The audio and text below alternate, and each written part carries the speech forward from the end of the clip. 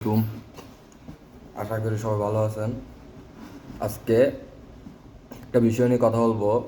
গত 2-3 দিন আগে ইন্ডিয়াতে একটা প্রোগ্রাম হয়েছে জাভেদ আখতারের সাথে আর মৌলানা সামিউলের সাথে। সেখানে জাভেদ আখতার বলছে ওদের প্রোগ্রামের নাম ছিল গড ডাজ এক্সিস্ট, আল্লাহ কি আসলে আছে নাকি নাই। এখন ওনার কথাই প্রত্যেকটা কথার উত্তর মৌলানা সামিউল সাহেব দিছে। এখন দিছে ভালো কথা। এখন উনি যে বলতেছে যে কি আল্লাহ আছে কি না তার একটা প্রমাণ দিতে। এখন উনি কীভাবে প্রমাণ দিবে, উনি 4-5টা টপিক আমি ওনার ব্যাপারে কথা বলবো। সবগুলো টপিক তো আর বলা সম্ভব না, 4-5টা টপিকে কথা বলবো।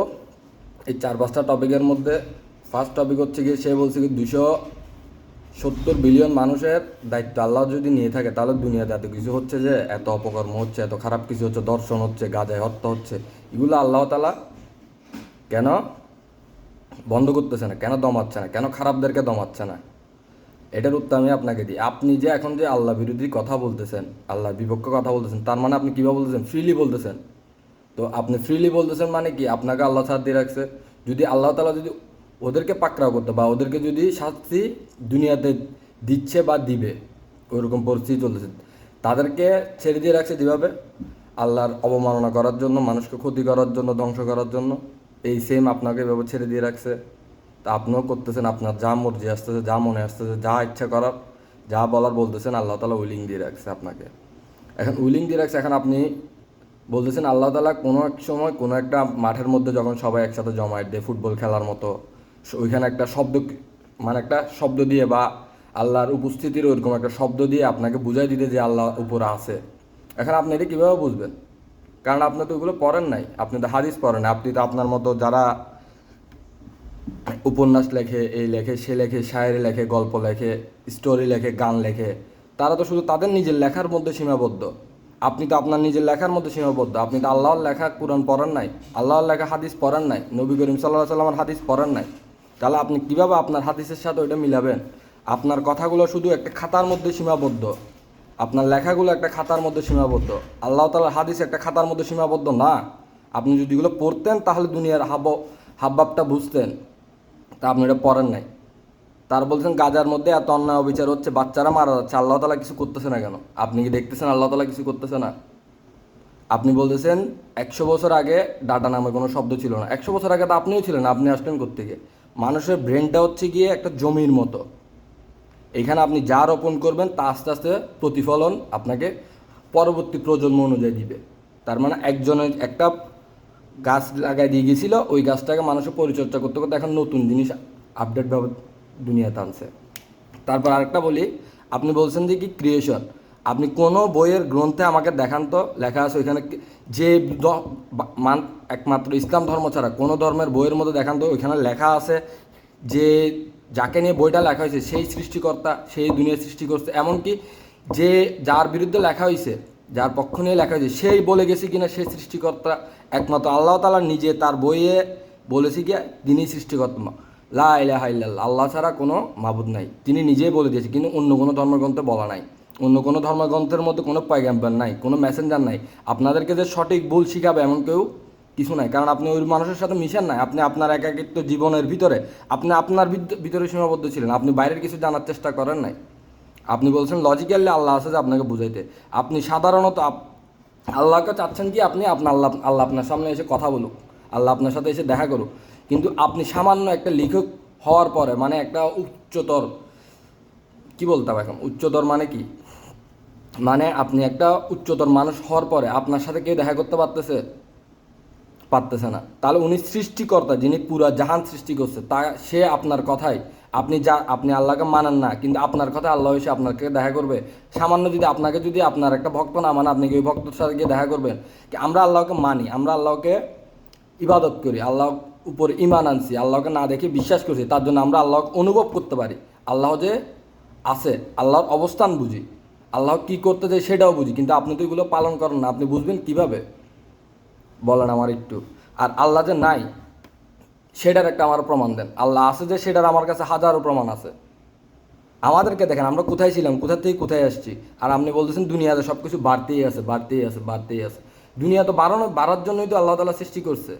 তো দুনিয়াতে যেহেতু বাড়তেছে সব কিছুই তো একটা চলমান, আপনার গতি, আপনার বয়সটা তো আর বাড়তেছে না।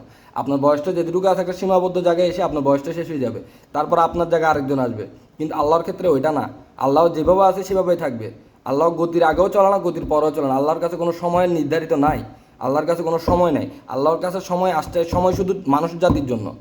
আল্লাহর জন্য কিসের সময়? কেন সময় আমি বলি আপনারে, সময় যে সৃষ্টি করে তার জন্য সময়ের কোনো মূল্য আছে? আপনি সামান্য একটা মুভি তৈরি করেন, যে ওই মুভিটাতেই তো আপনি নিজে গিয়ে দেখেন না, তো আপনার মুভির ওইটার মধ্যে যদি আপনার মুভি দেখেন না তো পরের কথা, আপনার মুভিতে গিয়ে আপনি বলেন আপনার কর্মচারীদেরকে যে আমি দেখা করবো, গিয়ে করেন না। তো আল্লাহ তালা আপনি চাইলেই কেন আল্লাহ তালা আপনার সাথে দেখা করবে? সৃষ্টিকর্তার ওজন আপনি নিতে পারবেন? আপনার ওজন যদি সামান্য মানুষও না নিতে পারে, আপনাকে আমাকে এই দুনিয়াকে যে সৃষ্টি করছে তার গলার শব্দ আপনি কি কানে নিতে পারবেন? আল্লাহ তালা সৃষ্টির শব্দই তো আপনি নিতে পারেন না। মানুষের যেগুলো জিনিস সৃষ্টি করছে ওই সৃষ্টির শব্দগুলোই তো আমরা কানে নিতে পারি না। তো আল্লাহর গলার শব্দ আপনি সাধারণ মানুষ কি নিতে পারবো না। এবার বলি, আপনি বলতেছেন আল্লাহ যে এস্থেটিক, তো দুনিয়াতে ধর্ষণ, আপনি ফ্রি উইল যদি না হতেন, দুনিয়াতে ধর্ষণ, আপনাকে কেউ বাধা দিচ্ছে? আপনি আল্লাহ বিরোধী কথা বলতেছেন যে আপনাকে তো কেউ বাধা দিচ্ছে না। সেভাবে দুনিয়াতে যেভাবে জালিমরা মানুষের ক্ষতি করতেছে, ঠিক সেভাবে তারা কার্যফলও পাচ্ছে। মানে খারাপ কাজের তারা খারাপ কাজ করার পর হলে পাচ্ছে, ভালো হলে পাচ্ছে। আবার বলতে পারেন কি, যারা খারাপ তারাই তো ভালো আছে। এখন যারা খারাপ তারা ভালো থাকবে না কেন? তাদের তো আল্লাহ তাআলা ছেড়ে দিয়ে রাখছে। আর যাদের ভালো তাদের জন্য তো হাজার হাজার নিয়ম কানুন। কারণ কি, খারাপ কারা হয়? যারা আল্লাহর নিয়ম কানুন মানে না, যারা কোরআন হাদিস মানে না, যারা পড়ে নাই, যারা গবেষণা করে নাই, যারা বুঝে নাই, আল্লাহকে অনুভব করতে পারে নাই, তারা খারাপ কাজ করে। আর যারা ভালো কাজ করে তারা একটা সিস্টেমের মধ্যে আছে। কারণ আল্লাহ তাআলা, তারা আল্লাহ সম্পর্কে পড়ছে, আল্লাহ সম্পর্কে বুঝছে, আল্লাহ সম্পর্কে জানছে। তো জানার কারণে এই ঘটনাটা ঘটছে। প্রত্যেকটা জিনিসের একটা কারণ ছাড়া কোনো কিছুর সৃষ্টি হয় না। আপনিও যেভাবে দুনিয়াতে আসছে, আপনার জন্মেরও সৃষ্টি। আপনি বলছেন আপনি একটা বেহায়াপনা কাজের কারণে দুনিয়াতে সৃষ্টি হয়েছেন। বেহায়াপনা কাজের কারণে কীভাবে সৃষ্টি হয়েছেন? আপনি আপনার মা বাবার ভালোবাসার কারণে আপনি দুনিয়াতে সৃষ্টি হয়েছেন। একজন আরেকজন যদি ভালো না বসতো তাহলে আপনি এই দুনিয়াতে সৃষ্টি হইতেন না। তা আপনার সৃষ্টির কারণটাকে পর্যন্ত আপনি একটা বেহায়াপনা বলছেন। তো বেহায়াপনা যদি না হয় তাহলে আপনি আপনার দুনিয়ার গড আল্লাহ তাআলা তার বিরুদ্ধে তো কথা বলতেছেন। তাহলে আপনার কি, আপনি কি করে রাখছেন দুনিয়ার জন্য? আপনি বলতেছেন আল্লাহ তাআলা দুনিয়ার জন্য কিছু করে নাই, দুনিয়াকে সৃষ্টি করে আপনি ছেড়ে দিয়ে রাখছে। কিন্তু আল্লাহ তাআলা তো আপনাকে অনেক ধন সম্পদ দিয়েছে। আপনি আপনার প্রতিবেশীর খবর নিয়েছেন? আপনি আপনার প্রতিবেশীকে একটা ধন সম্পদ দিয়ে সাহায্য করছেন? আপনি গাজার জন্য কয় টাকা দিয়েছেন? ফিলিস্তিনের জন্য কয় টাকা অনুদান দিয়েছেন? আপনার দেশের গরিবের জন্য কয় টাকা অনুদান দিয়েছেন? কিন্তু আপনার কাছেও সব ধরনের ক্ষমতা আছে, কিন্তু আপনি করতেছেন না কেন? আপনি তো একদম উচ্চতর ব্যক্তি, গণ্যমান্য সেলিব্রিটি মানুষ, তাহলে আপনি কেন করতেছেন না? তা আপনি আল্লাহকে নিয়ে প্রশ্ন করার আগে একবার নিজেকে নিয়ে প্রশ্ন করেন যে আপনি কি করতেছেন। আল্লাহ তাআলার কাজ ঠিকই চালিয়ে যাচ্ছে, কিন্তু আপনি তো আপনার কোনো কাজ চালিয়ে যাচ্ছেন। আপনি শুধু লেখার মধ্যে সীমাবদ্ধ। আর আপনার লেখাগুলো শুধু মানুষের মধ্যে সীমাবদ্ধ, যে কোন মানুষগুলো যেগুলো আপনাকে অনুসরণ করে। আর আল্লাহ তাআলার লেখাগুলো পুরো দুনিয়ার মধ্যে সবাই যারা অনুসরণ করে তাদের মধ্যে লিপিবদ্ধ করা আছে, যারা অনুসরণ করে না তাদের মধ্যে লিপিবদ্ধ করা আছে। তাহলে আপনার লেখাটা শুধু বইয়ের পৃষ্ঠার মধ্যেই আবদ্ধ। আর আমাদের আল্লাহ তাআলা যে কোরআন নাজিল করছে, এই কোরআনের লেখা সারা দুনিয়াতে আবদ্ধ। আপনি একটা কথা চিন্তা করেন, একটা জিনিস চিন্তা করেন, এই ইসলামের মধ্যে যে কোরআন শরীফ আছে, এই কোরআন শরীফটা কিন্তু শুধু আপনার ইন্ডিয়াতে না, পুরো বিশ্বের মধ্যে আছে। কিন্তু আপনার যে লেখাটা আছে, আপনার লেখাটা শুধু ইন্ডিয়াতে আবদ্ধ। তা আপনার লেখার কথাগুলো তো কার্যকরী হচ্ছে না, কিন্তু আল্লাহ তাআলার লেখা কথাগুলো প্রত্যেকটা কথা কার্যকরী হচ্ছে। আমাদেরকে দেখেন, আমরা কোথায় ছিলাম, কোথায় আসছি। আপনি কোথায় ছিলেন, কোথায় আসছেন? আল্লাহ কি না চাইলে আপনি ওইখানে যাইতে পারতেন? আপনি বলতেছেন আপনি এনে মানুষকে ওইখানে বসেছেন, আল্লাহ চাইছে দেখে আপনি ওইখানে বসেন। আপনি ভালো করে তো আপনি নিজে হেঁটে যাইতে পারতেছেন না। আপনি কথা বলার আগে আপনার শরীর কাঁপতেছে। তা আপনি কীভাবে একটা মানুষকে এনে ওইখানে বসেছেন আমাকে একটু বলেন। আপনার কাছে আমার প্রশ্ন, আল্লাহ যে নাই তার প্রমাণ আমাকে দেন, আল্লাহ যে আছে সেটার প্রমাণ আমি আপনাকে দিছি। আপনার কথার কোনো ভিত্তি পাচ্ছি না। আপনি বলতেছেন আল্লাহর গতি, 205 বিলিয়ন মানুষ এইভাবে আছে, ওইভাবে আছে, এইভাবে আছে, খারাপ মারা যাচ্ছে, সবার মেজরিটি আছে। মেজরিটি মানে কি, সমাজ যেটা ক্লিয়ার ঠিক করবে সেটাই ঠিক, কিন্তু কোরআন হাদিস ঠিক করবে। আল্লাহ তাআলা থেকে যেটা আসছে সেটা ঠিক করবে, ঠিক না। মেজরিটি আলাদা, এটা আলাদা, মানুষের চিন্তাধারা আলাদা। মানলাম সবার চিন্তাধারা আলাদা, বিধায়িত আল্লাহ তাআলা কোরআন হাদিস নাজিল করছে যাতে সবার চিন্তাধারা এক হয়। কোরআন হাদিস না থাকলে সবার চিন্তাধারা বিভিন্ন হইতো।